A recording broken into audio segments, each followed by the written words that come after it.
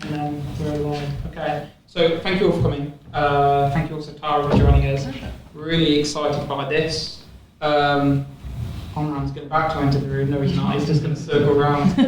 To anybody listening in on this, hello, thank you for joining us at whatever time you're joining us.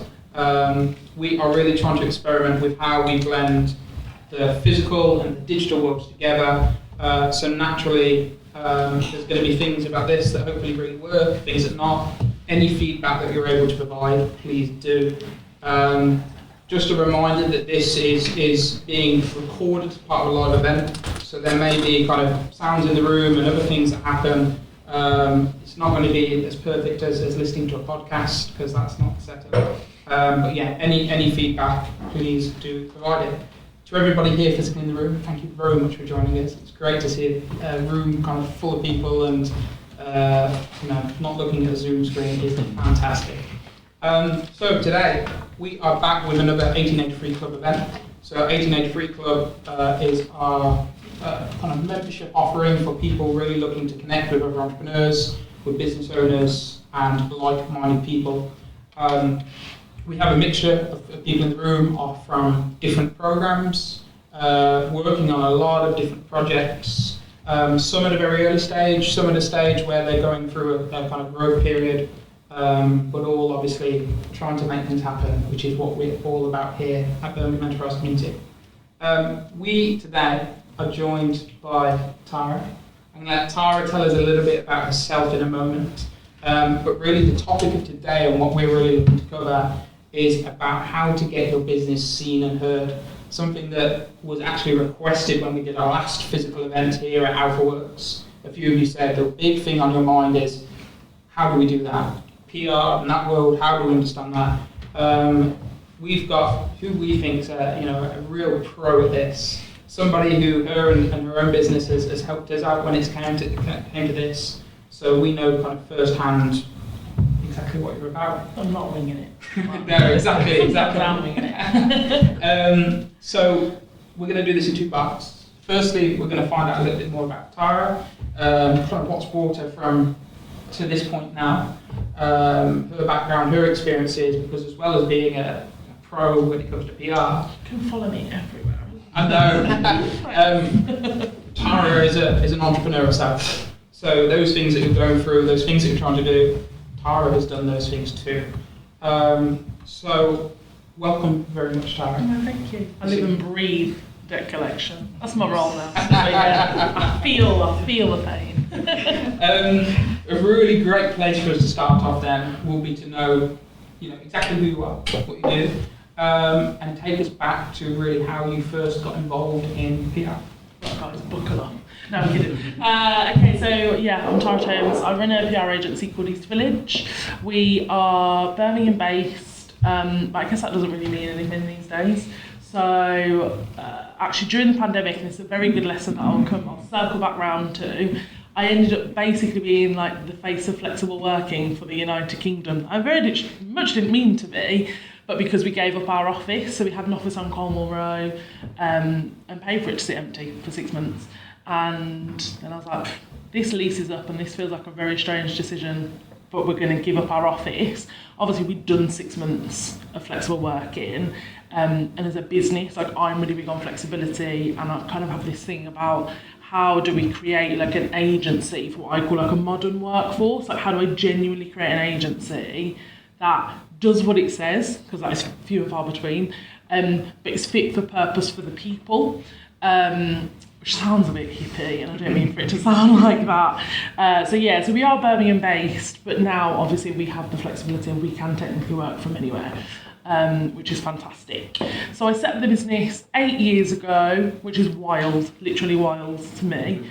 I was actually saying one of our very first clients was based here on the 25th floor, so it's quite a nice little like circle back round in 8 years. But as a business, we kind of specialise in PR, social media, influencer marketing, events. Sectors are pretty much kind of arts and culture, retail and hospitality, creative businesses, tech companies, and then some third sector. But they all kind of share this strand, I guess, that we kind of coin as like sharing good values and great stories. So for me, like I set up an agency that back then, 8 years ago, my whole kind of thing was like, it was an agency centred around team culture.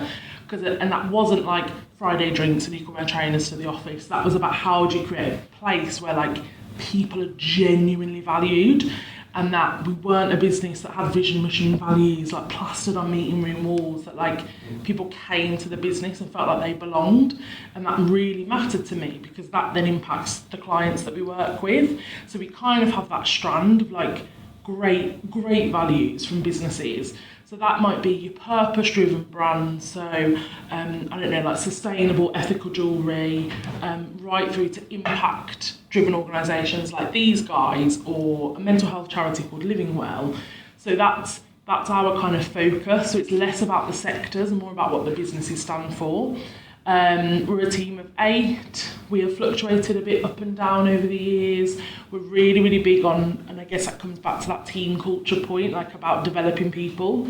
So we have our own scheme called Grow Your Own, and I kind of had this vision of when I started the business, everyone would come in from the bottom and kind of rise through the ranks, which has pretty much happened.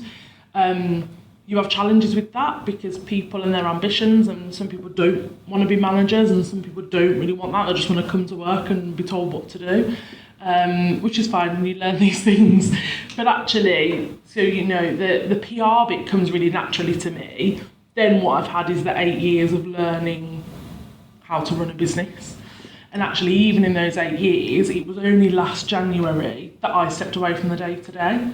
So even until that point, so like 6 years in, I was still delivering for clients. And actually my shift has been really interesting, which some of you guys I think will have, that you have set up a business and what you love and what you know and what you've got experience in, and one day that shift will come. And often that is also when the PR changes. You'll find that that's when there's a real different point around how do we promote the business, but how do I promote myself as an expert and my expertise. So yeah, some of that will come. God, that was just the intro to East Village, wasn't it? Wow. Okay, the whistle stop tour. So my mum and dad are in the music and media industries, so I guess I kind of grew up in that world. I always knew I wanted to be something to do with that world. My mum's a singer, and I was like, absolutely not. I do not share that talent. Very good at karaoke though. And I remember saying, I want to be a journalist. And my dad was like, Bab, everyone hates journalists. Okay, I don't want to be a journalist. So I kind of guess I wanted to go into PR, like, before it was cool. Like nowadays it's really cool, and we get a million people that want to work in PR because they've all watched The Devil Wears Prada. And I'm like, that's cute. It's really hard. So I decided I did the really traditional sense of like college, university. There's nothing exciting about that journey for me. Sorry, everyone. But I'm very good at not doing that in my team. So I did advertising and marketing because I thought PR was too kind of focused, and I thought learn the whole thing and then hone in on the bit that you need. And then it came to placement year, and everyone went through like the graduate schemes, and everyone had like this really, I guess, like mapped out plan of what they wanted to do. And I was like, with the greatest of respects, I can't spend a year writing about drills. Bosch sounds wonderful, but that is not my life. That is not for me, thank you. So I was like, I'm going to go off and find my own. They were like, what? I was like, I'm just going to go and find my own. And I sat and I was like, oh, where would I want to work? Where would be amazing? And I was like, fashion brands, they must have PR teams. And one day, probably in between like Student Union and another bar, I just emailed Stella McCartney because I was like, that would be my dream. I love that is a brand about purpose. And I guess this is before I even knew that was the thing, but actually I love what she stands for. I am a meat eater, I do wear leather, but I like that she has a brand. She's very strong on that. So I just emailed, didn't think anything of it. I then went and got a placement at a music festival back in Birmingham. And then one day I got a phone call out of nowhere. I was driving my little Fiat Punto, and it wasn't Stella McCartney, it was someone in the team, asking me to come and work there. So I ended up doing like an 18-month placement year. And I worked in the press office at Stella McCartney, which was absolutely incredible. Gave me that real taste, and I was like, this is the career for me 100%. And then I did a music festival for a year. And actually what both of them, although Stella McCartney's a massive brand, it was a really small team. So there were only like 3 actual employees in the PR team, and it was based above the shop in Mayfair. And it's only when I look back now, that is very much the journey that I followed. So the music festival was me and another woman that ran it all. And actually what that gave me was like such hands-on experience at such an early age to be like, this is for me, like this running my own business vibe I love. But I was dead set on, I want to learn from other people. Like it just wasn't in my vision to just leave uni and set up on my own. I was like, I want to go learn from other people.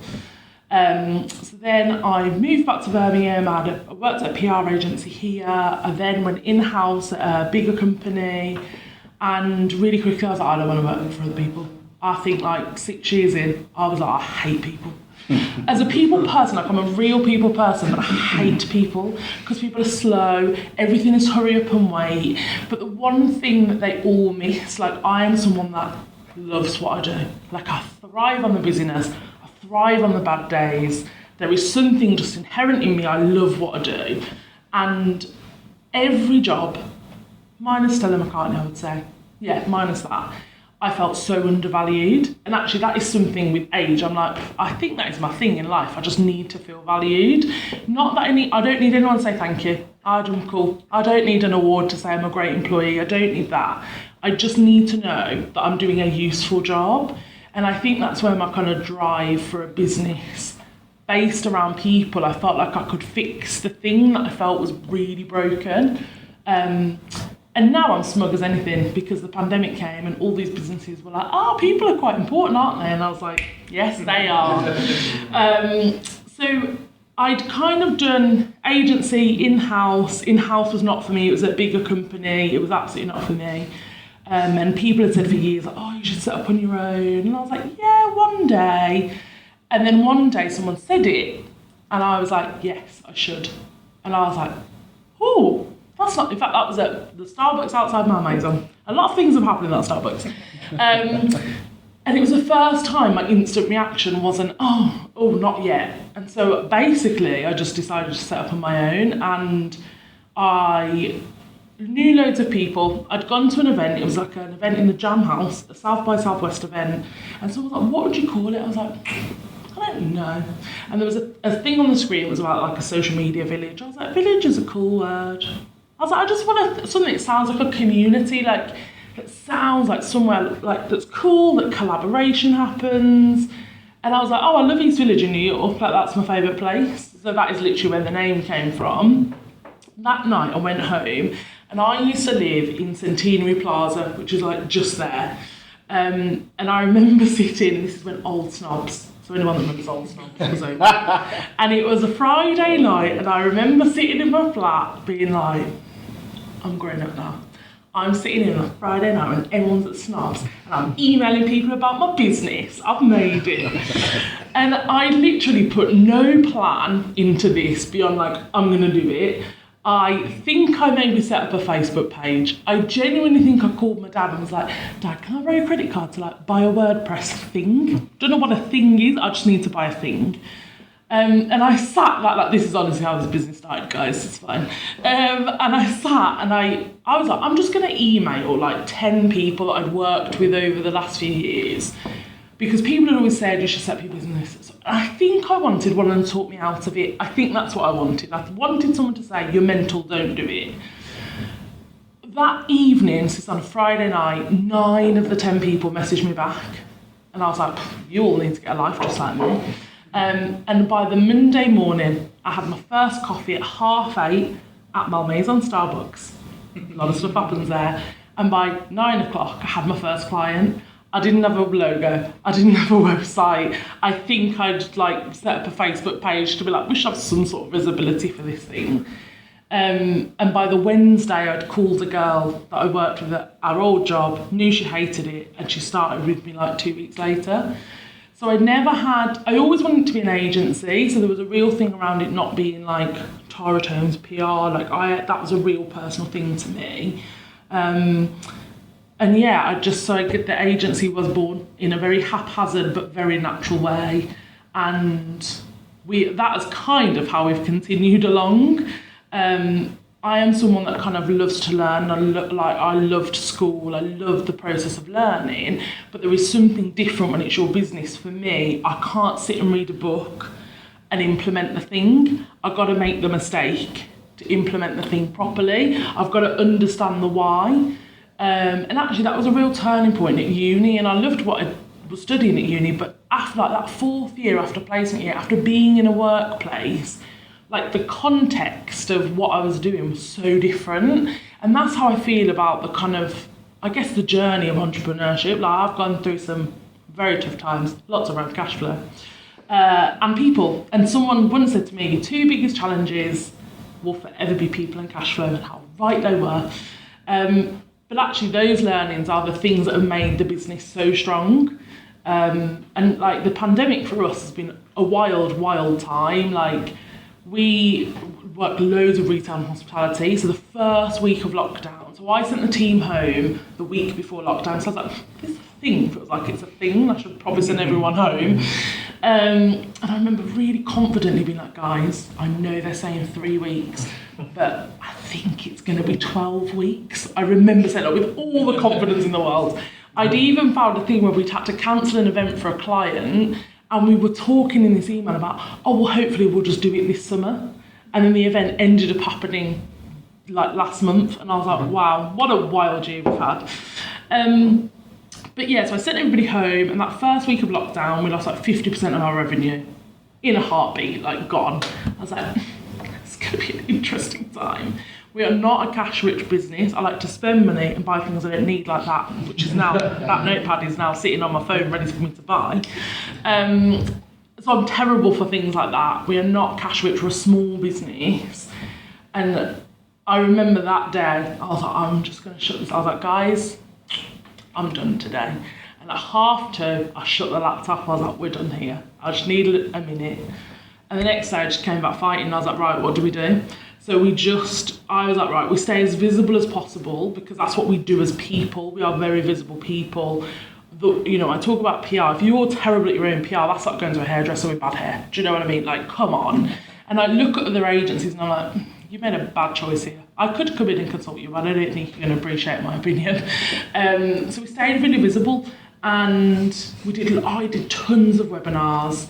I did a strategy for the first time. I say strategy, like really pretty PowerPoint. I was like, oh my God, what do we want to be? It's my idea of strategy. And I did those things with the team, and I looked at like, oh my God, this is such a good opportunity that we've never had before. It worked out really well because I'd moved away from the day-to-day, so the timing was perfect. And we just flew, literally flew. We had new business coming our way. Of course, we'd lost like 50% of our business. I remember in 1 week, we were like 11 clients, and I was like, what is happening here? But we launched a brand called Pocket Size PR. That was a real game changer, actually. So that was like, I said, okay, what do business owners, what do you guys need in this pandemic? And I was like, you need stuff. You need free resources that tell you how on earth to survive this and keep yourselves out there like we know how to. So we launched Pocket Size PR. We created loads of free things, like free press release templates and campaign plans and all of this kind of stuff. And that is still going, and actually that is going to be a separate arm to our business, because it's such a powerful thing and a wonderful thing that I think we can do to help businesses. And we advise some clients, some people come to us and I'm like, guys, you're actually better off doing this yourself. There's a really good book called Hype Yourself by Lucy Werner. Buy it, read it, use our free resources, and you're set. So an agency doesn't work for everyone, but actually Pocket Size PR is such a great way to kind of bridge that gap. And we did like 3 PR and social media packages. We won loads of clients through that. And then we won some of our biggest retainers, and a couple of clients up their retainers. And I was like, this is a wild time, what's happening here? And actually in hindsight, it was the 6+ years of creating the right kind of agency, of being all about reputation, of being about the people, things that now everyone thinks are really trendy, we already had. So like free therapy and counselling, we already offer those things. Like the holiday allowance we give to the team is huge. They always get like 2 weeks off at Christmas, plus really good holiday, plus all their bank holidays, plus duvet days and sunshine days and all that stuff. We We have unlimited training budgets, like all the stuff that suddenly companies think are cool. I'm like, yeah, if you'd have offered that to your team before, you probably wouldn't have lost half of them, but okay. So yeah, we rode the storm, and like no one was made redundant, no one went on furlough. We didn't have any government help, like zero government help, not a penny. And we've had like our most successful 18 months, which is wild. We've had 3 new team members. It's been a mad time. It's been a lot of hard work. That's why I'm this tired right now. I could do the holidays to Barbados, but here we are. Here we are today. Yeah. So that is, I would say whistle stop. That was not whistle stop. That's super interesting. I think a couple of things to pick out there for me. So one, obviously with the pocket size stuff, because I remember speaking to you, in fact, the first time I think we'd met at a BEC event thing, but probably was when you were starting that up. Yeah. Same time we were starting up our female founder scholarship. Yeah. And obviously you offered some of the female founders some pro bono work and these resources and stuff. To know that actually in the background it's like, all this revenue gone and that. Oh yeah, it's wild. That's really interesting that you kind of just doubled down on this is what we're about and this is what we're good. That, and I think for anybody, and it's hard at the minute, because I think if you didn't already have it, it's hard now to not look like it's this tokenistic post-pandemic like euphoria, but purpose genuinely is the most important thing, because when you have those moments of crisis, you are like, what is my why? What is this business's why? What are we trying? If we had all the money in the world and no money in the world, would that why be the same? And I think that why should always be the same. I think the money gives you freedom and flexibility to do things, but I think your why should always be the same. And if that changes, like that's when you've got to look at, okay, what is the purpose of this business? And there are some people who their purpose is to build a business to sell it, and that's fine. That's a different thing. That's a very, very different motive. But if you are in that entrepreneurial space and you are there to grow a business or to create a business that services pockets of people, understanding what you're about, I think gets you through the hardest times, and also is the thing that then makes you stand out when it comes to your own brand and your own marketing. And that employer brand piece is so crucial. So like we've done lots of work. So we have a thing called the Team EV Charter, and that basically is like almost our like love and our passions put like into policy, if you like. So we talk about the charity work that we do, diversity, representation, inclusion, mental health and wellbeing. We talk about all those things in our business. But actually I realised that was such a strength of ours, and as an employer brand piece would help us bring in the best talent, help us attract the best clients, and kind of strengthen the team in a way that's absolutely nothing to do with our delivery, but has every inch of impact on how we deliver. And my thing was always, when I set up the business, I'm not going to worry about the clients, I'm going to worry about the team, because the team, they're happy, will service the clients and keep the clients. And I think that's the bit that loads of businesses miss. So yeah, even in times of chaos, when I look back, 2019 was our hardest year yet, so nothing to do with this pandemic. We were owed so much money from so many people, and I'm not a finance person. I could spend money like it's going out of fashion, which is not great when you're the MD and also the finance director and all these things. And we had a really, really tough year. So I think I was like, a little old pandemic, I got this. I'm good. Fine. And a pandemic, when everyone realised how important PR is, yeah, we're fine. I think that's like a really important point about like purpose with having a purpose, communicating that to the team. Because at the early stage of startup, basically you need people that will stick with you, because you are putting them at risk when your business is at risk. Always. They're going to be, I don't know why I'm here, so it's better to leave to a company that can pay me, for example. Or they know what the whole team is standing for and what they are contributing to that purpose. That's when they stick with you and they understand we are here for the long term, we are here for the big 100%. And that's when you make the bad decisions and the tough decisions, they don't like them. So if I had to make any of my team redundant, they're not going to like it, I'm not going to like it, but they're going to understand why there was a decision, not just, well, she's all right there in her Range Rover and what about the rest of us? Do you know what I mean? Like, it's really important. But I think the word purpose is now overused. So everyone's like, oh, my purpose is to save the world. And I'm like, but is it? My purpose is literally just to make people feel valued, like genuinely. And to, although we'll come on to obviously some stuff around PR eventually, I think this is for everyone in the room and everyone listening. Can't forget about you guys. A really important, valuable takeaway, because when we come on to the PR stuff, I'm sure purpose and understanding what you're about and then living what you're about is going to be like key.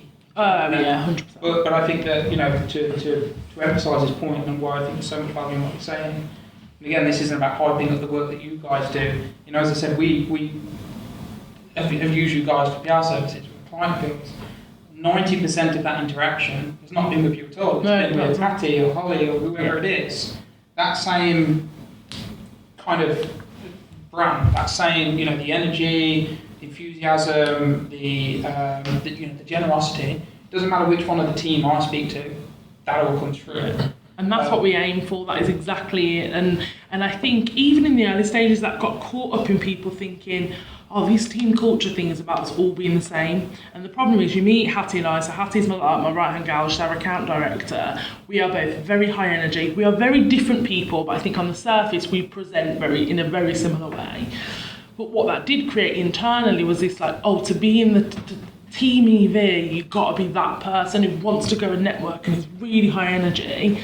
What then happens is when you re-look at that vibe, and it is the vibe for me, and that sense of belonging in the team, everyone, you know, Holly is our quietest person by far, but contributes exactly the same and lives the EV brand in a different way, but you still get that same thing that comes across, and that's really important. Yeah, really important. And it's all those things you mentioned about one, you know, how you've worked with the team, you know, making it very clear what it's about.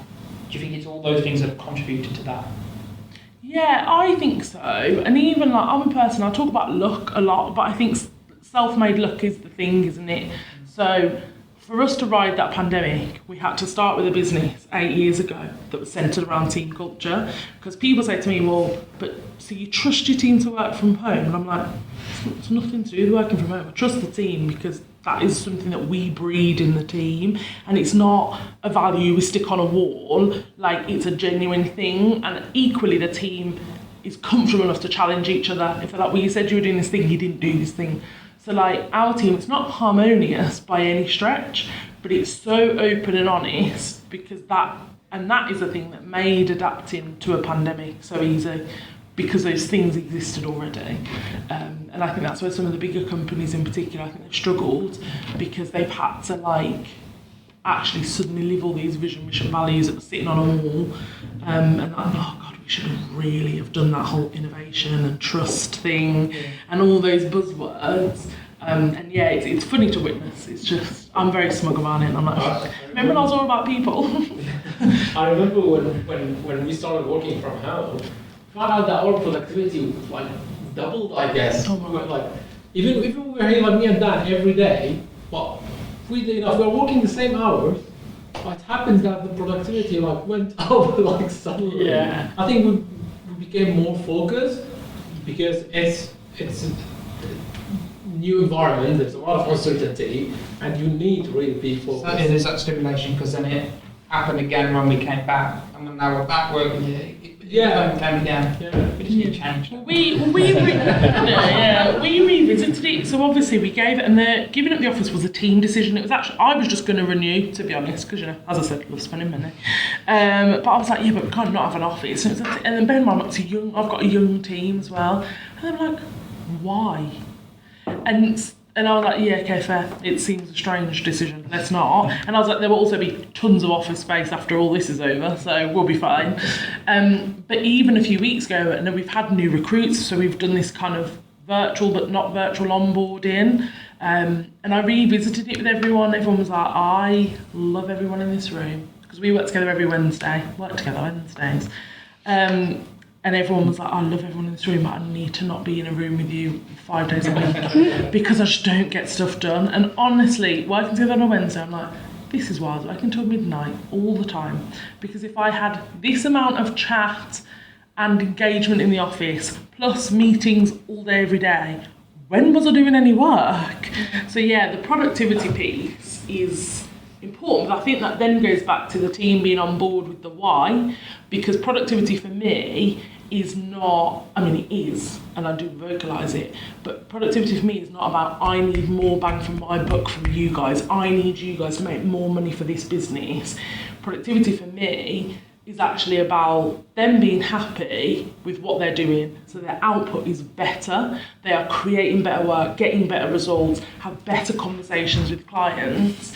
It's a different thing, it's not a transactional, it's not a commercial thing for me, so I don't look at the numbers and think, oh, well, for me, productivity's up, therefore our profitability's up.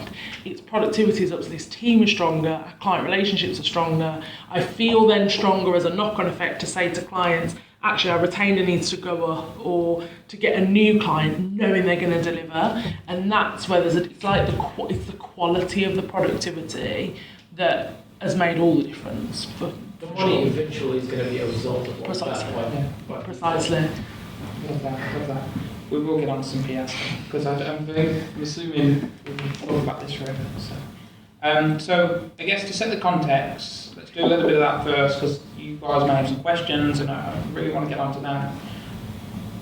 Let's take it down basic. When we speak about PR, what are we talking about? Really simple, getting to the people that you need to get to through the channels you need to get to them. So that's how I explain PR. Other people will not explain it that way. But I say, so when people are like, what do you do for clients? I'm like, well, it depends what the client needs. So if a client needs to be on the front page of the FT, I mean, if we get that, fair play. But if they need to be on the front page of the FT, that's how they get into their people. That's what we strive towards. If they need us handing out branded balloons outside a shopping centre, we're going to do that. And that's where, for me, PR, it all gets a bit muddied with marketing as a whole, but it is about understanding who your audience is and getting to them in the best way, through the best channel. So you've got really traditional sense in terms of magazines, newspapers, podcasts, TV, radio. Then that starts to branch out and that's where it gets a bit grey because it becomes like social media, influencers, events, like it suddenly starts to kind of veer out, but it's about getting the eyes that you need on your thing, simply. So, starting off then, because I assume we don't just go out there and start giving out balloons or whatever. Depends. Guys have got very good supply. Where do we need to start? What do we need to think about before we actually then go out and start doing that? Okay, so a couple of things. The biggest thing, please, everyone, know your audience. It's the biggest thing. Everyone hears this from me. Anyone that's heard me speak is like, that's bullshit. He talks about. Because if you don't know who you're talking to, then what on earth are you telling them and where are you telling them? And so I say to the team all of the time, you are not, and I feel like they've probably got like a little Tara Bingo thing going on, but it is that you are not selling a product or service, you are selling a solution So like, what is the person's pain point? If you don't know who the person is, you'll never understand what their pain point is. You can have the same product or service that is different things to different people. So understanding your audience is the best thing. So like, it's a really, really simple thing for me. And it's a really funny place when you do that switch from like the day-to-day in your business to like running the business. So my ideal clients, obviously I started in Stella McCartney, so like fashion and retail is my ideal.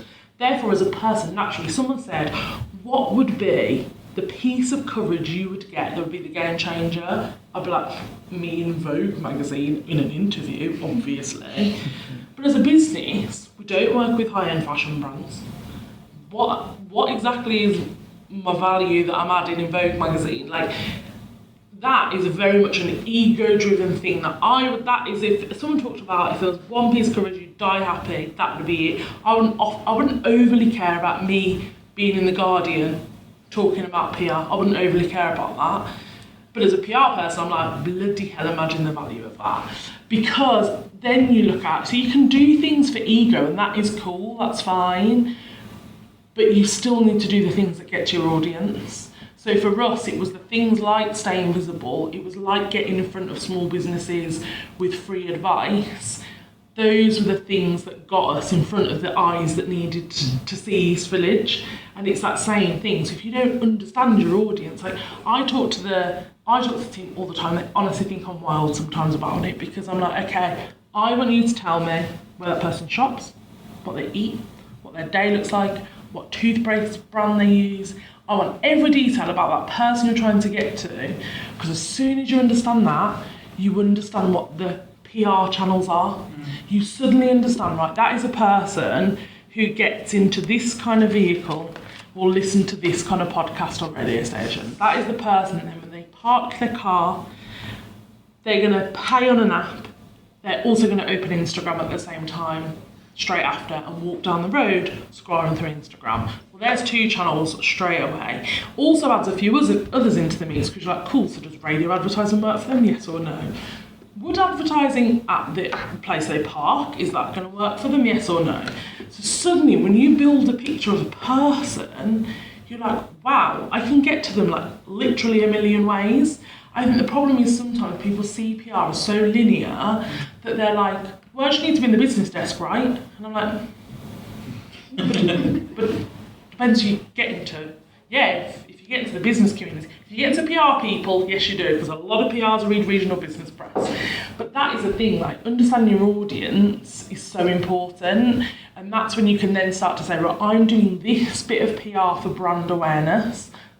I don't expect it to drive anything but keeping the East Village name out there, versus I'm doing this thing because my ultimate is I want a marketing director to see East Village. At some point when they're in a decision-making process about PR, they've then seen the kind of clients we work with are similar to them and they want to work with us. So understanding your audience is just first and foremost like the most important thing, because it then allows you to build a picture of how do you get to that person, and that's when you start to understand. Yeah. Because you can be a busy fool with PR and with marketing in general. You know, and obviously the blackout the other day is the prime example. Do not just build an audience on social media, that's the worst thing you can ever do. But there's also the devil's advocate there of everyone's like, you must build an email list. What if you're talking to people who don't use email? That's a pointless exercise, isn't it? Or you must do some really cool experiential marketing. Well, what if people who aren't going to engage with, like we're doing the wine thing I was talking about in Victoria Square.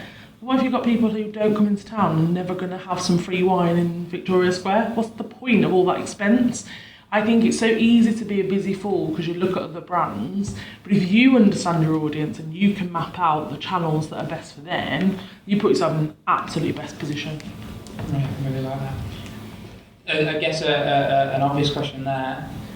If you're sitting there thinking, okay, that's great, but I have no idea, I don't know anything about my audience. Where do I go to find that out? How do I find it? So it depends who they are. One thing that is really important, and I'm very much a person like I crack on and do my thing, but what I really do is I look at other agencies, not to be like, what are the competition doing? But very much to be like, I love what that agency's doing, like that has inspired me. Or you know what? They're talking about that, and I swear they've just put a press release out about something we were doing 7 years ago. Why do we not think of that? So almost looking at your competitors and what I guess your class as competitors is the perfect place for inspiration, not for this like, there's this comparison culture that we are all in as people. Don't look at your competitors for that, but if you're really like, I don't really understand my audience, try and then look at people in the same space and be like, right, I've noticed they are just getting loads of coverage in this kind of area, and just think laterally and be like, is that useful? Are they just doing that because they've got a PR agency that doesn't really know what they're doing, or actually they're doing that because there's a real good purpose behind it? That's a really, really good place to start. And just like old school focus groups, guys, they are coming back. And I genuinely think that's so important. You've set up your business because you genuinely believe there is a need for the product or service that you offer. So think about who your ideal client is. As the business founder, who is your ideal client?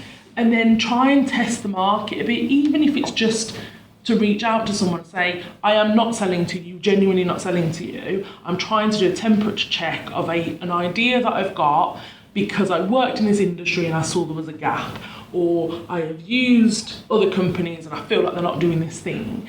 And actually, most people will at least come back to you and say, yeah, like, I love that idea, I think that would work. And then you can start to build almost like this unofficial focus group, if you like, of people that just give you that little temperature check. And then just research people, research the public temperature of things. And if that public is small business owners, you've got somewhere like this and you guys to say, I need to understand the pain point that everyone is having when they are doing video. Why are more small businesses not doing video when we know X% of the internet is video? Just ask. Literally just ask people and be like, why don't you do it? Most people say, well, I don't think I need it. You're like, on the contrary, I'm telling you need it for these reasons. Or, well, I actually just think it's really expensive. You are very wrong there. I can do this kind of video for this. And it is just that conversation with somebody that can spur you on, can give you an idea for something like pocket-sized PR, where you're like, I just feel like there's a need for this. So there's no right or wrong way to get who your audience is, but who do you want cash from? And think about how to get to them, and what you're going to offer them that's different, or how you're going to engage with them in a different way. It's very simple. We're all in it for that, let's be fair. Because even if you're a charity, social enterprise, like, you still need cash from people. Yeah. Whether your cash is from funders, whether it's minimal cash as memberships, there is still a transaction that is happening, and you have to be okay with that. You've got to get over that. Money literally makes the world go round. Again, not-for-profit social enterprise, but we have to bring funds in, because otherwise we can't do stuff like this. Yeah. That's really interesting, and I think the actually speaking to customers, as you said, is like, it's so obvious, but the amount of people that sometimes don't do that, key. Pick up the phone. If you've got people that are currently your customers, fantastic. Or as you said, even people at potential, thinking about where do they hang out. Yeah. Turn up there and go and speak to them. Yeah. One of the really fascinating ones that I've found, if you're unsure where they kind of physically meet in a digital space, is Reddit. And we had a business that by using Reddit, they were growing at 1,000 new users a month. Because on Reddit you get these like hyper-engaged communities where people love like a character in a TV program, and it's just like conversations about that character, and it's such a strange space. Probably don't want to spend too much time there, but to find a hyper-engaged community around a particular thing, Reddit is really undervalued. I guess one of the questions always on a startup's mind, simply because resources are low, cash is low, time is split between being the bookkeeper, being the admin, being the salesperson. How do PR on minimal resources? Firstly, do you need to do it? So you've got to, like, sometimes something's got to give. So like, I find anything around marketing a brand super easy to do. It's in my nature, it's what I do, it's what my career has been in. So I would never almost have it on my to-do list and think, that is a thing I've got to do. So it comes naturally. Whereas something like finance, I'm like, that is absolutely a thing that I just don't really want to have to deal with. But you have to do it. And so there's a real difference between something like finance where guys, you have to do your accounting, versus PR might actually not be right for you. So you might be sitting here like, I need to do PR because everyone tells me I should do PR. Actually, if that time is better spent doing a different thing, that's cool, do that. But if you want to do it, so my first thing is there are loads of amazing people on Instagram and LinkedIn who give loads of free advice, obviously at Pocket-Sized PR. But there are amazing people. I mentioned the book earlier, so if you genuinely want to learn what PR is and how to do it, I cannot recommend Hype Yourself enough. It's by a girl called Lucy Werner. I'll give you her Instagram handle because she's changed it. I can't remember what it is. But she is amazing for PR tips. She does like Instagram lives and like stories and videos and stuff at the weekend where she'll go through the papers and like she'll say, oh, this thing happened, here's a brilliant example of what newsjacking is and jumping on newsjacking. She'll also go through like the Sunday supplements and be like, looking at these Sunday supplements, I'm telling you, if you are a fitness brand in the size inclusive space, now's your time, go. And so there are loads of people just giving this stuff away for free. What you then need to think about is, do I have the time to do it? And that's the bit where lots of people fall down. Because like, I need to do PR. I'm like, do you? Okay. It's a lot of work, you know, like, yeah, I really need to do it. Okay, fine. Well, I have a press release template, take it. It's on my website, take it away. I'll even check it for you if you want me to. But then I'm like, but now you need to go and find the right journalists. So you need to go and do that research. So if you are, I don't know, if you are someone who is commenting on Black Friday, for example, go and just Google who wrote about Black Friday last year. Who are the journalists at those magazines or newspapers or titles or podcasts that wrote about it? So do that piece of mapping. Tailor your email. I also have a guide of how to write a great email to pitch to journalists. Like, I can give you all those things, but you've got to make the time to do the things.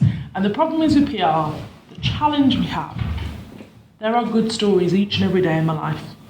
But if the journalist has another story that's similar, well, you don't know that. If they happen to have written about it, but it's not gone live yet, you don't know that. If they also just can't be bothered that day, you can't control that. So we have had stories that are amazing stories, so strong, that aren't picked up at the time, which is really frustrating, that you follow up, still gets nothing. Then, like 6 months later, a journalist replies to you and you're like, sorry, did I die? What do you mean? So there's some things that you can do, really simple tips, like your email subject, have really searchable things in there.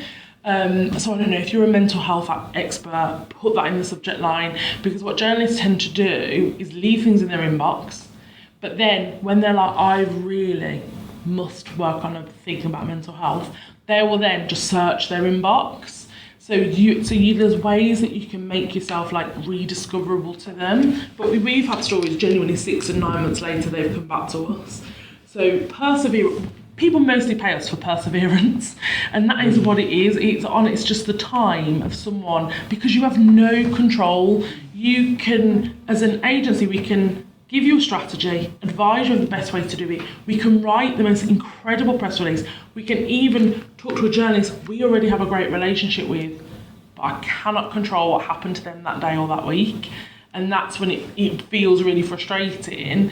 But I don't know, PR is a little bit of timing, magic, and like strong story. And it's all of those things put together, which makes it a really difficult thing to manage and deliver, but there are great resources out there, and I'll happily like pull together some resources just for you to circulate to people of like really good PR tips that are worth just tapping into. But hype yourself. I wish I'd written out mad about it. She should honestly give me some sort of feedback, because all that I do, honestly, hashtag PR influencer over here. Yeah, the search. Email inbox searching, that's like, I'd never thought of that. Yeah, game changer. That's huge. It's really good. So make sure you put it in your subjects. I guess stepping up from that, so obviously we kind of have the startup where the resources are minimal and that kind of thing. Then we get to the next stage where, okay, maybe revenue's coming in, or you've got some investment in, or Joe's changed your clients and you've got some money coming in. So you've got some resource. You think, okay, PR could be really important to us, but it's not us, we don't have the skills or the time, we would rather outsource that. So obviously putting yourself then on the other side and the kind of client side, if you think, okay, actually outsourcing our PR is something that would be important to us, how would you approach that? Come to East Village and then I'll just tell you I'll tell you if it's not for us and tell you who to go to. It is tough. If you are in a specific sector, that often helps because it's easier. If you're in the fintech space, there will be fintech agencies. Super simple. Whether they're the right agencies remains to be seen. Sometimes they're not. Look at what you need the relationship to be. So actually, do you need someone that is close in location? Okay, cool. So then let's whittle that down to fintech companies in the West Midlands. Do you want a small team, big team? One thing I'd say, like really when it comes to account management, a business that has 60 employees, you still get the same size account team. What you will be though is more of a number, whereas in a smaller agency you will by nature get more passion and more buy-in. And then that goes back to the employer brand piece. So you as a business have to think about how important is it to be associated with and in a space with a business that gets what you're about, you believe in what they believe in. So there isn't a quick fix for how to find the right agency. You can look at the sectors that they're in, you can look at the case studies they put on their website, but you can't remember we're PR people, we're going to put the best things on there. Or actually in reverse, it goes back to the hairdresser with bad hair. Often you can land on I know PR agencies and I look at their websites and I'm like, you are underselling yourself. And I know we do it, like, because you're busy doing it for everyone else, you don't necessarily have it on there. So you might land on a website and be like, I'm a bit underwhelmed here. But actually then when you meet them, you're like, wow, I did not realise you were like that. But yeah, put the time in to find the right agency. Don't get yourself signed up to a 12-month retainer if it's not the right thing. And I would always say go for an agency that's honest. We've won quite a lot of work because people are like, you are refreshingly honest. And I'm like, yeah, because I'm telling you, you won't need us after 3 months. And if you do, that's me just taking your money. Or I'll say, we pitched for something during lockdown actually. And I was like, I promise you, every proposal you get back will be the same. Because we all operate in the same city, we all know the same journalists, we all work in the same space, we all know each other. I said to them, you have to go with who you like the most. And they were like, wow. And I was like, but it just makes sense to me because actually there's nothing groundbreaking about launching like adventure golf in the Bullring. There's nothing groundbreaking about it, but you need to find the team that gets it and will throw the passion behind it. So refreshingly honest people, I would say, are the best. Which is hard to find because we're all PR people, so we always polish a turd. Conscious that I really want to get some questions from you guys in the room. Anybody want to kick us off? Anybody got something to start? Sure. I've been writing things down because To say this. Yeah, Not in the world's smallest notepad, which I've already commented out. I was going to start writing it, but then my hand won't let me, so. Because you'd be on page 97. Okay, so the first one I had was, I've noticed how passionate you are with the work they do. So why is that important? Why is passion important to the business and to yourself? You know what, to some people it is important, and that's fine. To me, it really matters because I'm naturally a passionate person. I am driven, so lots of people talk about like why you get up in the morning. I have this kind of drive of like when I go to sleep at night, am I content that I did the things I should have done and I did myself a good service that day? That's my kind of thing, because that's about a contentment, I guess, and passion for me is a very personal, it's a very personal thing, because I think I spend most of my days putting fires out for people and things and dealing with stupid people asking stupid questions. So if you don't love what you do, then honestly, I would have thrown myself out our window already. I think in business, enough stress and strain comes with running a business, which some people thrive on. Like, I love that. If you don't love that, that's fine. But then the thing that you love, you have to be passionate about the thing that you're trying to achieve. Otherwise, one day you will wake up and be like, this is no longer for me. And that speeding train looks like my future. You talked about money at one point, right? And this is just something that popped up in my head. You talked about money at one point, and what if somebody's why or purpose is for money? Like the whole reason for starting up a whole company is for money. I would say, regardless of what people say, I'm going to say 80% of people, maybe 90%, their why is money. Because money is different things for different people. So for me, money is about freedom to make decisions that I want to make, freedom to live the life I want to live, but to make the decisions I want to make. Okay. I think anyone that tells you they're not driven by money, I would then dig into what their why is. And I think we have been conditioned to almost be like ashamed of being like, but I want to make money. Like, that's cool, make money. That's how you buy things, that's how you live your life. And I think there is definitely like a really grey area between success and money. They're different things. So when I think about success, it's my point around, do I go to bed content? That is success to me. But money then gives you the freedom to do the stuff in between the hours of being awake that you want to do. I think it's really important for money to be your why. I think I guess we're conditioned, aren't we? Like, that if your why is money, you must be like Wolf of Wall Street. That's not the case. You can just want to make money to employ people, to give people good lives, to give opportunities to great people, to build a business that helps more people. You know, I run a business that not only is about employing people, but is about supporting people's businesses, which gives more people employment, and it's just a chain reaction. So money has to be the thing that makes it go round. Cool. Does anyone want to have it? When you are making money, the thing is, like, when you are making money, that gives you some type of peace of mind that even your contribution, or like when you are doing something, you're gonna be doing it without the burden of doing it to get more money, you know, because you have that skill now. And I think you become more creative, more innovative, and if you can sustain yourself and support yourself, how are you going to be supporting others? It's more about financial stress than anything else to keep you sustained. 100%. And that's what, as I said, when we set up, like, naturally as a social enterprise, like community, impact, that kind of stuff, then you realise actually, if there's not the commercial side, that's not viable. So we actually, by making sure when we make decisions, we're like, okay, financially, commercially, does that make sense? It means the business makes more revenue, which if the business makes more revenue, it makes more impact and affects more people and all that kind of stuff. Yeah. So, but doesn't that kind of affect what you do? Actually do stuff that you want to do. Okay. Affects in the sense, say if I come to you Yeah. and I said I want to start this business, and then you ask me what my why is, and I say it's money. And then I come to you and I say my why is money, and then I ask you to help me bring that to customers or to my audience. Doesn't that make it hard for you because you have to advertise me to people, and you can't just say I'm advertising this girl because she wants money, like, you know? But I guess that's like your driver can be money, but your why, this goes where it goes back to, you've got to think about what is the solution. So back to my point, you're not selling a product or a service, because selling a product or a service is money.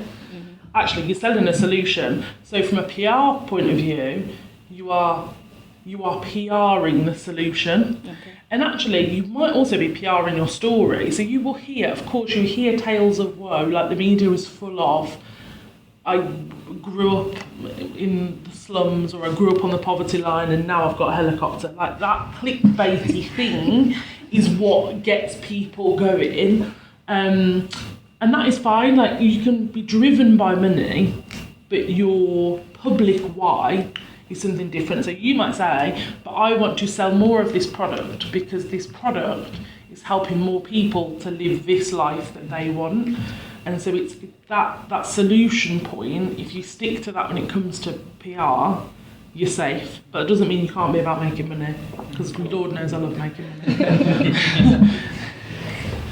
I've just got a question, I suppose, going back to the team thing, and because it seems very obvious that your team, like you said, in some ways is built in your image of how you see the world and how you want it to work. There's two kind of questions, I suppose, within this. First is, have you made any hiccups on that and hired bad people and had problems there? Because I see so many startups where that's a problem and then they're getting a mess from it. And then B, do you think all businesses are the kind of recruitment is in the image of the founder, or is it very hard to get away from that? First one, I sit as smug as anything now because I've had 7 years of headaches with people. I've hired the wrong people, I've had the wrong approach. One of the things that I talked about, like, I always wanted people to kind of come in from the bottom and be developed. I absolutely have been the person standing there like, guys, this business is here, this is the empty whiteboard, go, here's some pens. It doesn't work. I can tell everyone that doesn't work. That freedom you think everyone wants, not everyone thinks like you, it doesn't work. I've made terrible hires. I'm real good cop as well, until you cross me and then I'm like, I'm going to set everybody on fire today. The problem is a good cop is that I then have a soft spot for people when they make terrible mistakes. And because I'm like, it goes back to that valuable point, like, I want to reassure people. So if someone gets it wrong, I'm like, I'm disappointed you did that, but it's cool, we're going to do these things. that has bitten me on the backside many times, because people are different and people take different advantage, and where I think that reassuring side brings out the best in people, that can bring out the worst in people. I've made terrible decisions. I've hired terrible people. Yeah, they won't listen to this, fine. If they do, they probably know they're terrible. But actually, there is something in that genuine journey that then has kept the people that have been there for all those terrible decisions together. So yes, I've made many mistakes. Good to know, I suppose, is that you were someone now who's very happy with your team and the ethos. Like today. It will change tomorrow. But it's interesting as well, because it goes back to that kind of point you said right at the start, which was something I was thinking about the other day, that like sometimes the best way to be able to teach stuff is to have gone through, you can't really teach stuff, I don't think, unless you've gone through the crap that Absolutely. you're teaching people how to avoid. Yeah, and we've tried to implement things that don't work, because I know it's gonna. And I sit here now, I sit in those team meetings. I'm like, guys, I'm gonna punch a wall in a minute, because you're sitting here like, what's a really good idea that we do this. Sorry, did I ask you to do that 3 years ago? Oh, did you? But the point is, even they weren't bought into it then, and it's the why thing again. Like, you can come up with a great idea, or I can sit here with experience and be like, I know that's the thing you need to do, but I'm going to sit here and let you make the mistake, and I just have to let that live, because until you understand the why, you're never going to do it properly. But then I also know I sit in a camp that lots of other people don't. Like, I quite like challenge, I like change. So even today I had a conversation with a couple of people in the team, because actually what we've tried to do now is think about, okay, what is our ideal structure in the future? How far away are we from that? Are the roles that we have now? I came up with a really good line earlier that I wrote down. I honestly said it, and one of the girls was like, you should write that down, and I did. It was something about making sure the roles don't fit the person, that they're fit for purpose. And I've been guilty of the other. So I've been guilty of someone who wants to make people feel valued and wants to encourage them. I've tried to make the business fit around them, and that does not work. That is a terrible decision, don't do that. But what you can do is you can start to shape what it looks and feels like. Then you just hit a point where you're like, okay, I need to make sure these job descriptions are what they are. So now for every role in that business, even roles we haven't got yet, I've started to write job descriptions. That I'm not recruiting for them, but to understand, okay, in an ideal world, how does that work? And even today we had a conversation with our account manager to say, I think I have thought about this role wrong. I think this doesn't work. And this is not a reflection on you, it's on the role we thought was the right role. Actually, I think we need to bring in a layer above the account manager that does this thing so you can focus on this thing. And at first she was like, what am I not performing? And I was like, no, you're missing my point. It's not about you, it's about me and Hattie have created a role that actually it doesn't work in practice. You've always been a guinea pig. And at the end she's like, this is so refreshing. And what it actually then gave her, which she didn't have at the start of the conversation, was 2 different ways to progress in the future. Because that is something you will have a challenge. As you grow as a startup, everyone just sees one direction, because there is me at the top, there is Hattie who has been there the longest, who has followed this direction. So then you get to a point where I was like, but I'm not either of you two, so what am I? And even for Hattie as second in command is exactly the same thing. So for her progression, I'm like, you don't want to be the MD. I was like, Lord knows, I don't want to be the MD. But you don't want to be the MD, so what is your next role? What structure does this business start to have? So yeah, it's really important to start to understand in my ideal world, what would the structure be? And then start to put the people in place. And there will be hiccups and there will be things where I'm like, I understand that at the moment it is not ideal that you do these 2 things, but I'm telling you, you're going to be doing them until we have more business and more money and more people. And I think we've just hit a point where we've gone from 5 to 8, and it's an absolute game changer. It has been a turning point. I'm like, wow. But whereas we've been at 7 before, and then people left to go to uni and whatever, and the 7 then didn't work anything like the 8 now, because we've learned so much and we've created a structure that I'm like, ooh, this works, doesn't it? And I do less and less work. I'm still somehow just as busy, but I don't do any of the day-to-day anymore. And that's like, when you get to that place, I found you're like, oh, this is absolutely awful. Like, I don't know why I'm still so stressed and tired, but it's really interesting. And then you look back, and then you have the moments like where you say, but I don't even deal with you. Like, I deal with Hattie and Holly, and it's great. And I'm like, I did my job. And that is literally it. And you suddenly have that switch in business. And the second point was around, it's kind of like the team around being like the founder. Yeah, I suppose to kind of bring it into what you said there, it's sort of, you said, you know, you were the kind of good cop kind of figure. Did you have to bring someone, or did you have to have someone else around you who was able to help shape the team to be something different, or were you able to do that yourself? Or? So I got very lucky. Didn't mean to happen. I didn't bring it in. It's in hindsight now, we're like, wow, this worked really well. What I think the most important thing to do is, as the founder, you will never not be the founder. So it doesn't matter. If you look at Gymshark and Ben Francis and his journey back to being CEO, I think he is the epitome of what a founder should be. He set up a business, he knew he wasn't the person to do it. So when I joke about I don't want to be the MD, it's because one day this business will need someone that just has a different level of experience, that is an outsider, and then I step into a role that I love. So I love like the creative side, I love doing things like this, so I would never stop being the founder of that business. I just like literally never have to do with HR and finance. Actually, what has happened is, and it has been, it's a luck thing, but what I would then say to someone in that position is, be honest with yourself and take being the founder out of it, because that will never go. No one can ever take that away from you. What do you absolutely love to do? What are you really good at doing? And what are the bits you don't like? And then try and put someone in the position, somewhere in the business, doesn't have to be a right-hand person, doesn't have to be equal, but someone that's your temperature check.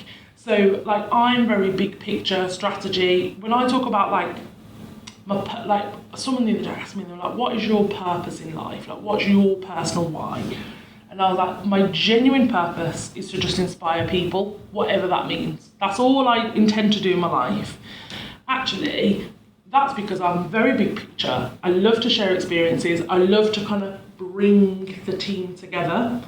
I have no interest in the nitty gritty. I don't want to hear about their boyfriend woes. I love it in a gossip sense, but not in like, oh, now I'm your line manager and I've got to deal with that sense. What we then have is, so I am the person who steps back, looks at the machine, is like, what does this machine look like, feel like, vibe like, what should it be doing? That's my job. Hattie loves to be in everyone's business. And that works really well, because she's the person who spends her days tinkering with every single cog to check that the machine doesn't fall over. And it's such a perfect blend. And actually, I think that is such a strong bit of advice. Look at what you are good at and what you love in your business. Know that there's some bits you just got to do because that's life.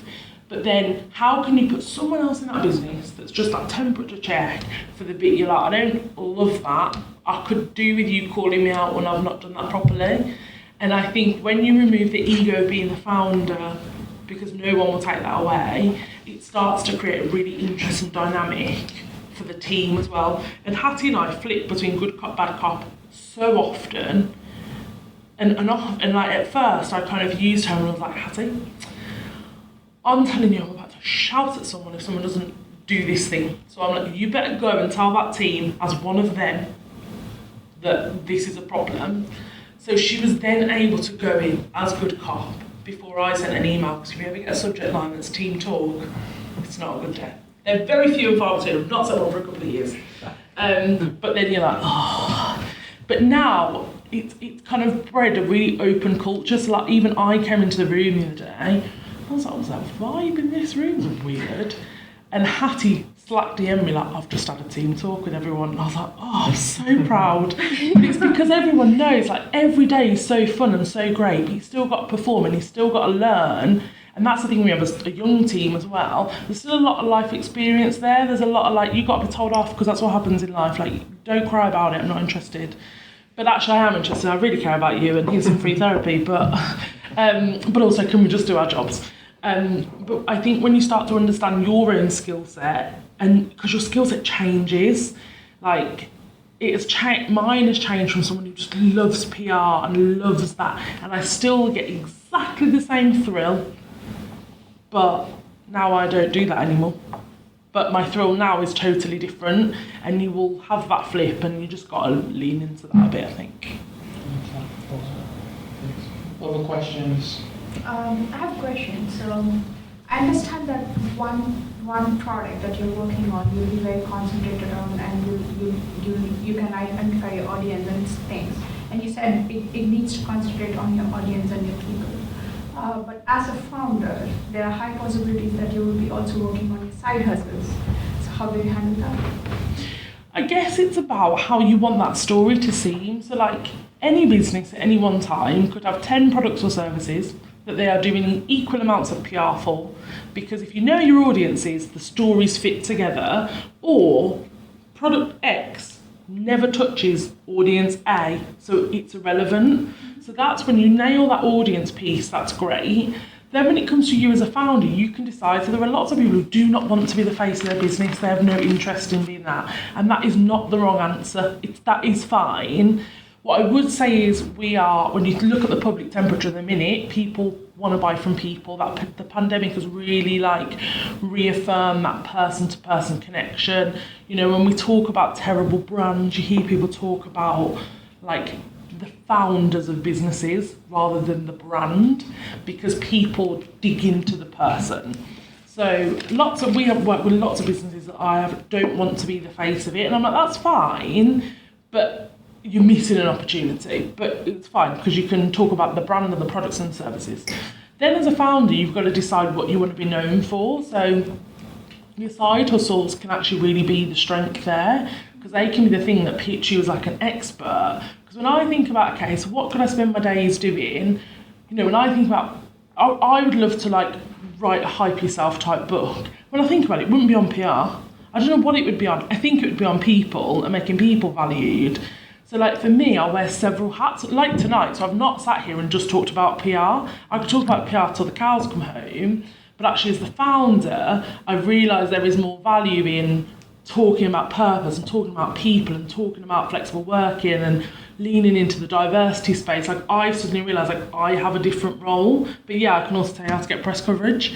So it's okay to almost carve out a different brand for yourself that the credibility is given by your own business, whatever that business does, but then you have offshoots of different things. And I do consultancy with some founders that helps them kind of get that, because I'm like, it's fine. You almost can have a whole wheel of life, if you like, of different things and different things you're interested in and things that you can talk about, and they don't all have to link back to your business. Yeah. Or they can all link back to your business and you just craft what those messages are. And that's absolutely fine. So, I'm working with someone at the minute who runs an agency, like a performance marketing agency, but actually she has this kind of concept called the work-life blend. She wants people to kind of drop work-life balance, have this more intentional integration about life. She's also, back in the day, was bankrupt, so she's really, really passionate about people learning how to bounce back from failure and talking about failure and money. She's also done an insane house renovation. She bought this bungalow. So actually, and she talks about these things in different ways. So her Instagram grid is very business marketing advice.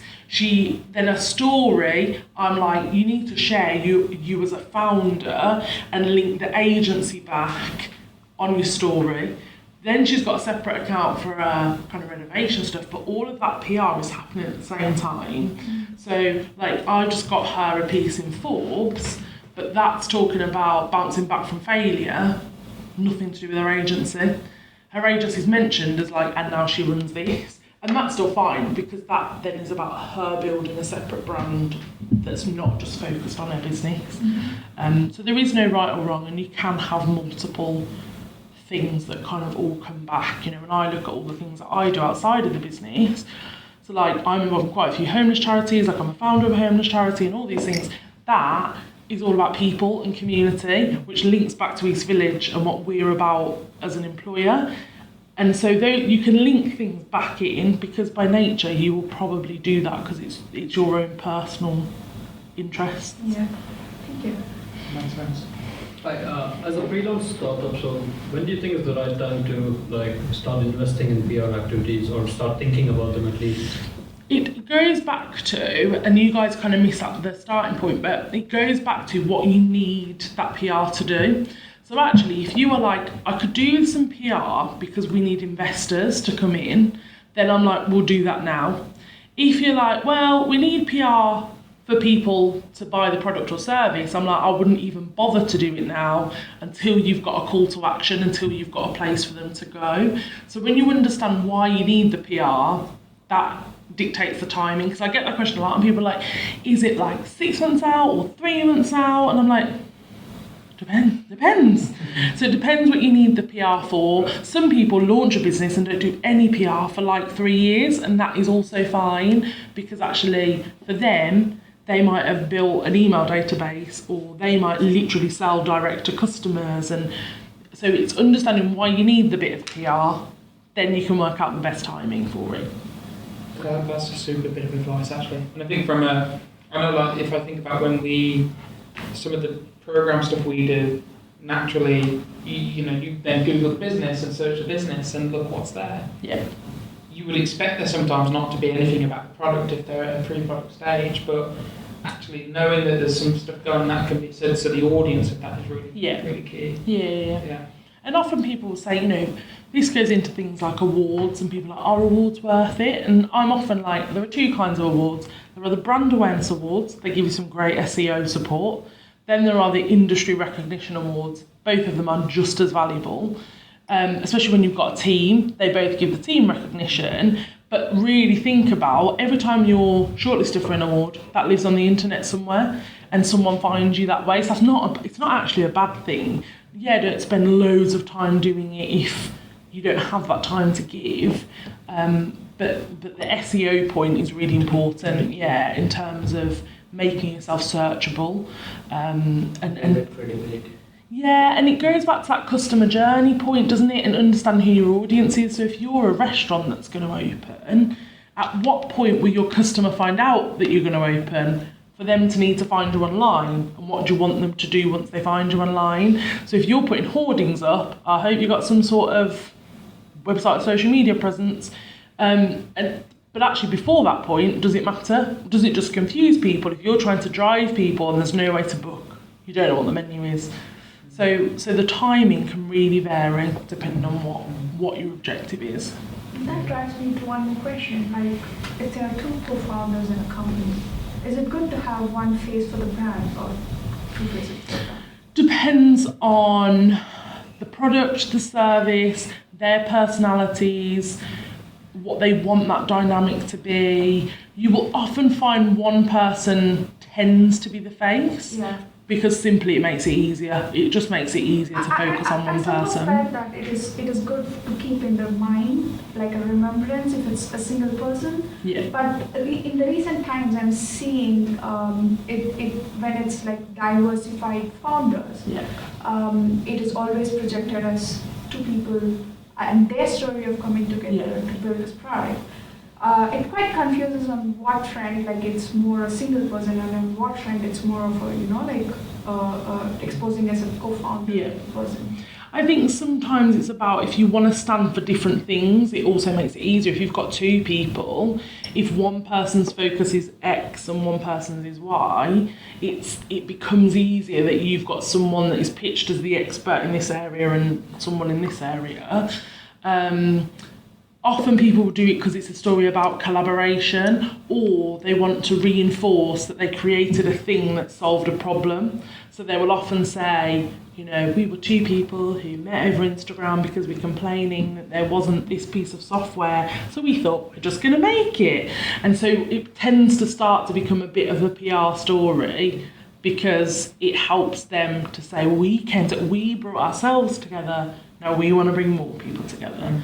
You do get a lot of people as co-founders, and it can just be solely a PR thing, but sometimes it's because they want to, one might be in the tech space, for example. So we work with like an on-demand massage and beauty app, actually for them, having two faces of it, we have one person to put in the health and wellness space and one person to put in the tech and gig economy space, and it makes it easier to have two different founders that can talk on those as experts. Excellent. I think that like with Amran and I, like, Yeah. we connect with different people. People notice it, so I'm sure there's probably people that look at this and think about me. People that look at it and think about Amran as well. I mean, I noticed like with emails and stuff, you get it where there'll be those people who like will just come straight to me. Some will go straight to Amran. Some will like we always get those emails where like they send it to both of us and we're like, who do you want to respond? Yeah. So, but yeah, we're different people, so we connect with different audiences. We go to different events. So actually, it's kind of like double the efforts. Yeah. It is, as you said, Tara, it's about like the interest of each, like what interests me and what interests Dan, and then this way, okay, Dan, this is interesting for you, or you like this, this thing, this event. Here you go, I'll go for that one. Yeah. The same thing when we are like talking about like strategies or things in business. Same time, because it's a good bit to have that diverse dynamic within the team, but it is always. If you're gonna have an expert or like someone to be the face of the brand as a whole, yeah, it needs to be really well thought and how it works. So for example, for me, East Village, I don't think, whenever I'm thinking about the PR, I think about Tara. So your name comes to my head first, I guess because I've met you first before knowing East Village. Yeah. Dan, because Dan as well deal more with the work aspect to the team, so he would be seeing it in a different way as well. So I think it depends always on that first interaction with the outside world. Who's first did that interaction? And I think it goes back to the question before actually around who are you then trying to get in touch with? Yeah. Like if it's somebody from an investment point of view, then actually maybe your investors think of like this person, because that's the person that deals with investors and that kind of stuff. From then a customer facing point of view, if you've got somebody that like does the customer facing stuff, customer success and all that, actually you want your customers then to see them, because that's the person that has that relationship with them. Yeah, it is. Yeah, that's really important because like it happens a lot. For example, we're going to do a deal and we know which one of us should be the face of that deal, depending on who we are talking with, who's going to be connecting with more. It helps because and that's both ways. So like because there's two of us, and there's Alex, there's obviously Bart, who a lot of you have met. We're all very different people. So sometimes Bart comes in very American and blah blah blah. Some people love that to connect with that. So it's like right, Bart, you do the talking, you get in there. So some people that doesn't work for them. So it's like we won't do that. Yeah, so even if you're gonna at the backstage, for example, there's someone different planning it off of the face of it. That makes it's being strategic. Yeah. Plus these guys, I only speak one language, but Amran multiple languages, Alex Bart multiple languages, so that's perfect. I need a bit of that actually, Like shoot them out, like you get your French out, off you go.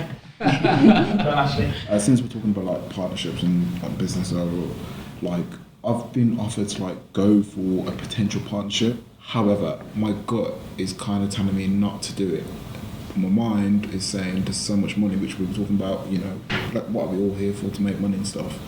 The only thing that's helped me because I've worked with the person before, and I generally do see the opportunity and stuff like that. However, my question is it better to work for him as a person, as like just a staff or something, or is it better to go into the partnership to get more money out of him, if that makes sense? I know it sounds like really...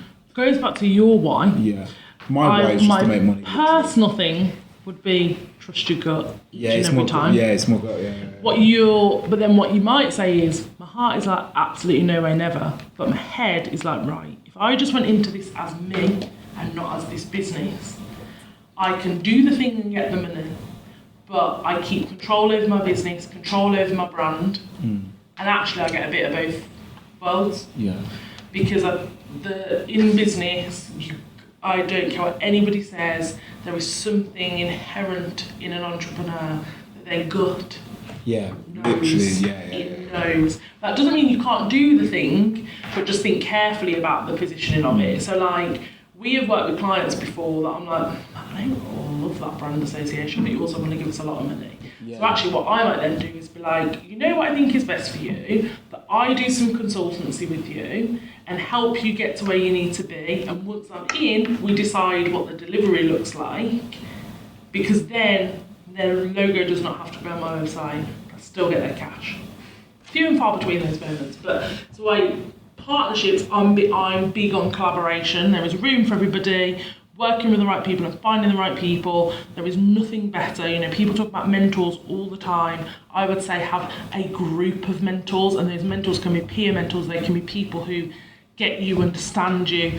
I almost think you need to have like your own unofficial non-exec board of mentors from different walks of life, different areas you talk to in different ways. Collaboration is huge for that, and collaborating with each other makes everyone better, but also trust your gut. Yeah. But there is a way to take the cash also. I think that's it. Yeah. I have a question. So I wanted to ask, like, sometimes you have a product which is for two different types of audiences. So you know your audience, but there are two different types of audience. So what would you do in that case? Would you go after them with the preferred route, or how would you maintain the consistency of the brand? What would you prefer more in that case, and how do you go about it? So we are working with a company at the minute that's like a one-stop shop for sleep. But actually how they started was, their two founders are in kind of sports and rugby. They made mouth guards for rugby that then they realised scientifically could be great for sleep mouth guards. They have two totally different audiences. It is the same product, different audiences, and you can market both those things in totally different ways, because okay, yeah, you may well get a rugby player who's struggling to sleep and happens to stumble upon them twice. You're probably not going to. But even if so, as long as like the essence of what they're about is right, so like they're really about science. So actually, as a rugby player, I'm like, yeah, I'm vibing that. Science is your thing. As someone struggling to sleep, I'm like, science is your thing. You're going to help me. So actually, even if you happen to be the rugby player who can't sleep and you found them in two different places, their purpose and their approach and their brand still focuses on science. So you would still understand, you've got to remember, consumers are savvy. Even if your consumers are businesses, even if you're B2B, you're still selling to consumers, you're still selling to humans. And actually, people aren't stupid. So even if you saw those two things, you'd be like, I totally understand why they're marketing to my rugby team over here and me and all of the insomniacs over here. And actually, as long as you're not positioning two totally different sets of values, that's fine. You've not alienated anyone, you've not devalued anything. So it is easy to do that. It can be done. Doing segmentation, we talked about it before. So you segment your audience into groups, and then as well you're going to be able to construct the right message to each one of them. Even though you are selling the same thing, but the messaging is going to be different. So as Tara said at the beginning, describing that person or building that profile, that person is going to help you off. Like, okay, Alex is going to be using it to sleep. Dan is using it to play rugby. What are the key pillars in that which you would use to at least maintain that brand consistency? It would always depend, but think about going back to that solution point. So what is the solution? What do you want someone to get from that? So as a solution point, whether it's sleep, and people grinding their teeth, or whether it's rugby players, you've got a point around safety. So like, you're about being safe. In order to have credibility, you want it to be science backed. So think about what your key messages are and make sure that they are the things that run through, even if they are said in different ways. But that consistency will come through that messaging, because if you understand back to that purpose and the why bit, if you understand that bit, it'll be hard to veer away. You can use different words to say the same thing, and that's doable. I think, if you think about companies like Yamaha, they do basically everything. Yeah. So eventually they will market it to different people depending on the products they're going to sell. I think that's like an example of someone who's doing like multiple stuff at the same time. Yeah, absolutely. I got actually a question about the team, back to the team. So obviously you say during your journey you hire like good people, bad people, mistakes and so on. Can you share a bit of the hiring process that you're following? Yeah, so, because I sit here very smug because I've done a lot of work on this, I'm very proud of myself. I'm a person who's big on instinct and big on vibe and people. And as a small business, it's really hard, as you guys will all know, because you're like, I want to grow the business. But like, unless you've got an investor, we're a business that is like organic growth. So I never wanted to be a business that was like investment and I could just create the team I want. That puts you in a different position, but the things that I then talk about in a minute can still stand. So what has happened in the past with us is we have hired quick and fast because I'm like, right, how far can we push this capacity of this team until I'm like, it's about to fall over, like, I need a person. The problem is with that, you're then in a rush, and the urgency is, I just need a body. Honestly, as long as they can just spell their name, that's what I'm interested in at the minute. And then what you do is you get someone in a room and you're like, oh, you are the best of a bad bunch, but I quite like your vibe. Actually then what you haven't thought about is what is your need as a business. So you have to strike a balance between the ability to hire quickly so the team's not falling over, but then not make silly mistakes. Like I've done it before, where I'm like, okay, the next person we need needs to have this skill set. They don't need to be typical team EV, I need them to be hot on this, this and this. Then I've met the people and I'm like, you are so fucking boring. I can't. You've got nothing about you. Then another girl comes in and I'm like, oh, you're really typically team EV, but I really think you're going to fit in well and you're going to come into this team quicker. And then she was an absolute disaster because she didn't want to do the work. And that's also part of the problem you have. Like if you're too good at building your own brand, people just want to work for you. So like if you take, let's take a Gymshark. Gymshark has now built such a brand that people are just desperate to work for Gymshark. They have no idea what they like to work for as a business.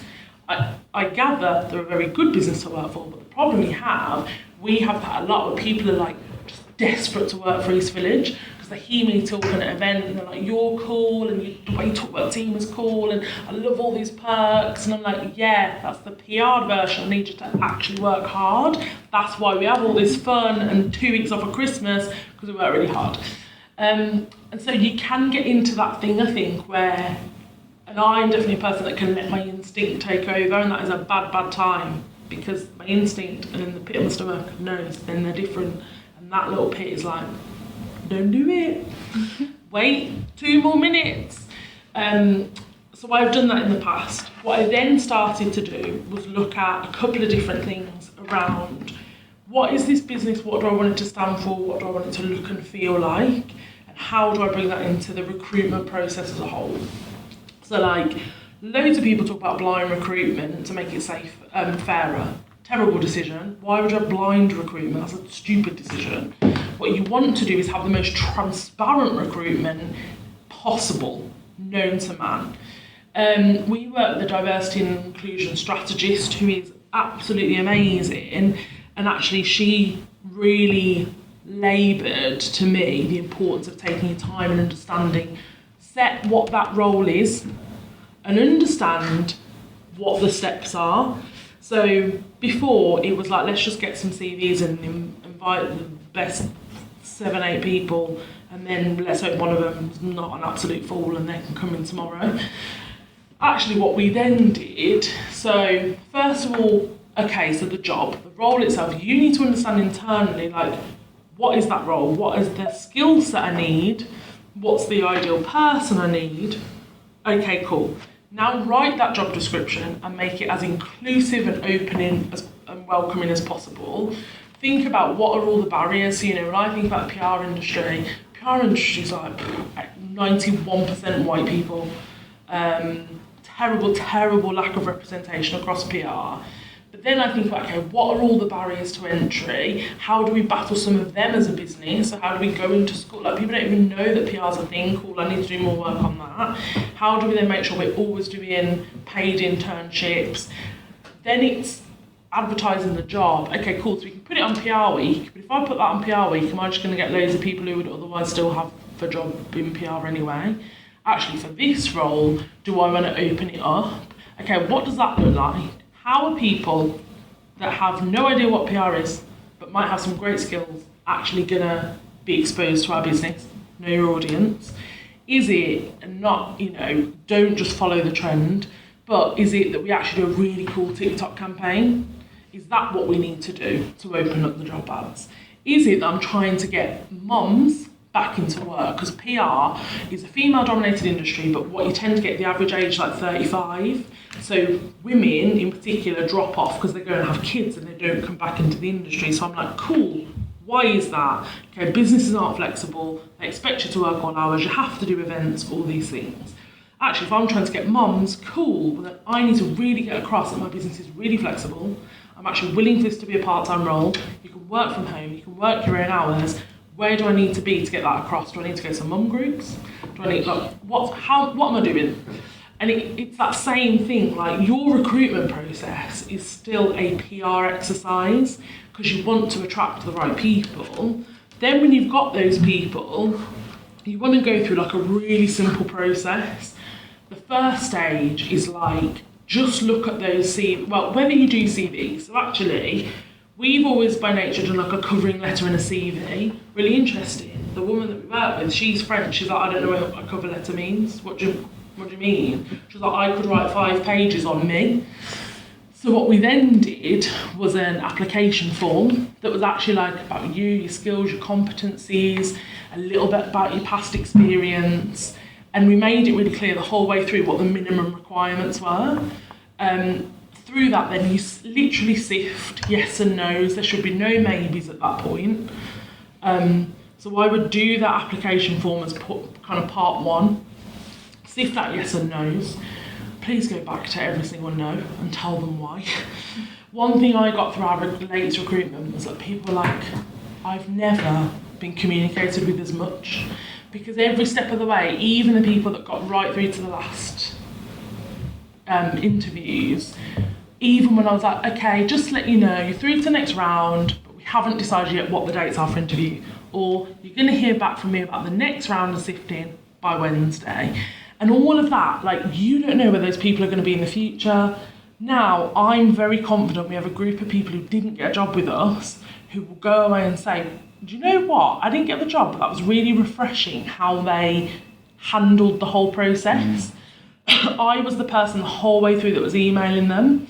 And even when it came to, so, that early stage no's is quite a simple one to say, thank you so much for taking the time to do the application form. I'm really sorry, there were minimum requirements and we've just had such an influx. This time you're not through. However, please keep on top of our website. We're about to have Kickstart roles or we're about to do this. Like, keep in touch with people. Then for the next round, I think the next round we must have done, because we did an application form. Then I think we did like first round interviews with people. And that was more about almost going through their CV. So that one was like, okay, we need to understand, this is what this role is. I had 3 people in it. I was one of them. Then I didn't have Hattie because she's too involved in my strategic mind. I had the person that's going to be their line manager and the person that was going to be like their buddy. Because I thought if we have 3 different levels in this business sitting in that room, we're going to have totally different points of view. We're all going to spot totally different things. We're all very different characters. So that's really important as well about who's in that room. And if you're a solo founder, ask someone else you know to be in that room. Ask another founder and explain to them and say, so you're my first hire. I think it's really important that I have someone here to play devil's advocate, to challenge my decisions, explain that to the candidates. And actually they're really going to respect that and be like, wow, you've put a lot of time into this. So then the first round of interviews was very much around competencies. That was around the kind of, where are you at? Where do you want to be? And we ask a few rogue questions, I think.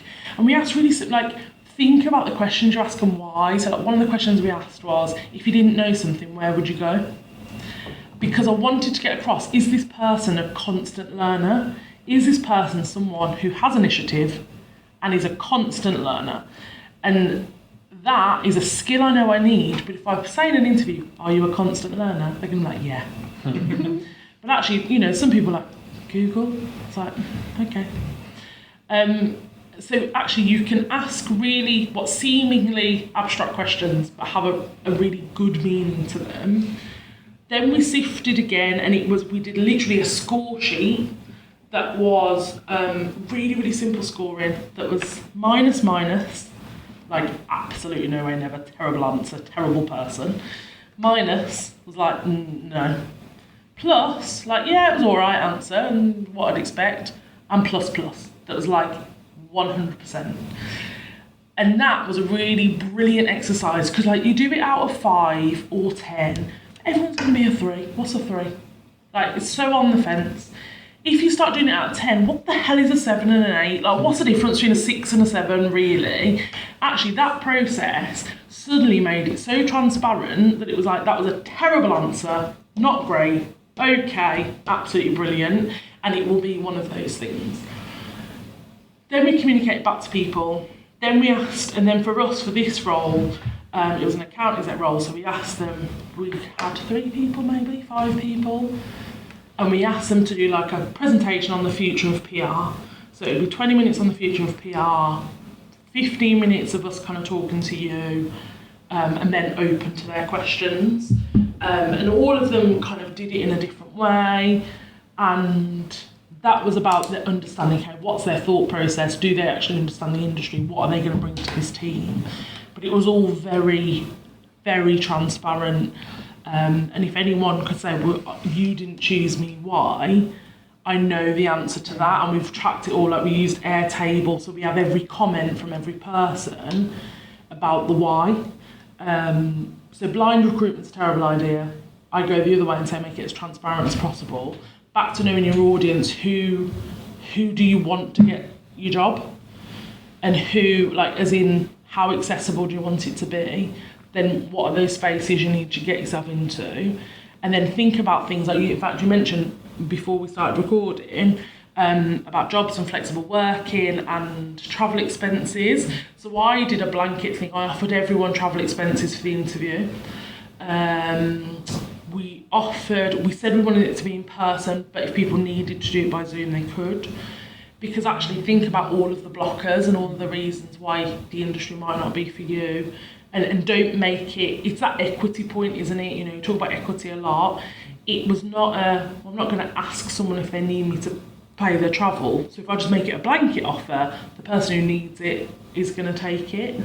And this time we had the most diverse candidates we've ever had. We had like physical disabilities, learning difficulties, we had neurodiversity, we had racial diversity, we had gender diversity, and I was like, well done us.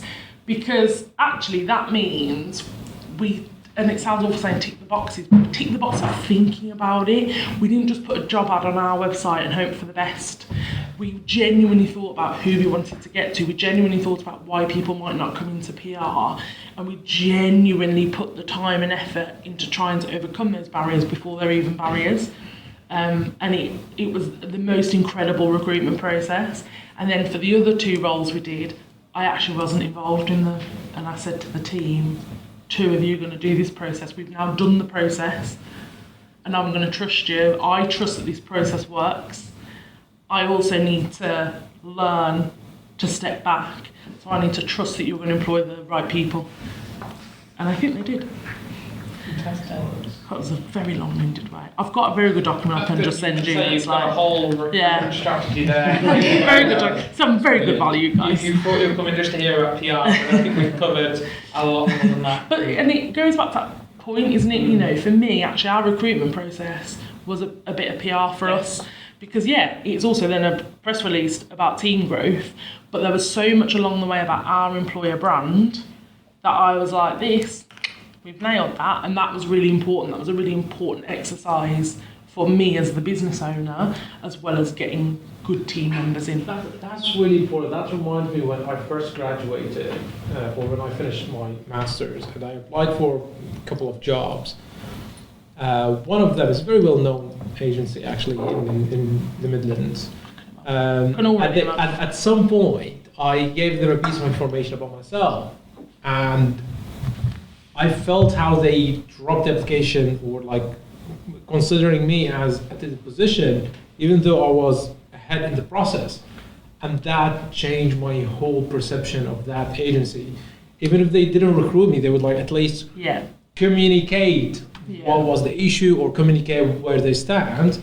Makes a huge difference. But the way they just like drop it, their image as an employer and as an agency got ruined. And actually, on the first on that application form, it feels like a very long time ago now, but I remember at the bottom, the application form just kicked off with like, this is us as a business, this is what this role is looking for, straight off with the questions. We then went into all of your kind of diversity, equity, inclusion, accessibility stuff, and we put in there a statement that was like, we're asking because this matters to us. It matters to us that we're a business that represents the people that we talk to, the brands that we represent. And that was really, really crucial. And then the name and email address was last, the very last thing we asked. And that was like to contact you. Awesome. Well, guys, we're gonna leave it there because we could keep going down for hours. My computer says here we can record 955 hours more. Got it. If you let me have a wee break, come in. We can keep going, but that's been really immense. To the people listening virtually, I'm about to turn this off, so thank you for joining us. Hopefully next time you're able to join us in the real world. What we'll do is any bits and links and stuff we'll attach to wherever this recording sits. I don't know where it's going to sit, but we will see. So thank you all for joining us virtually. Bye. Bye everybody.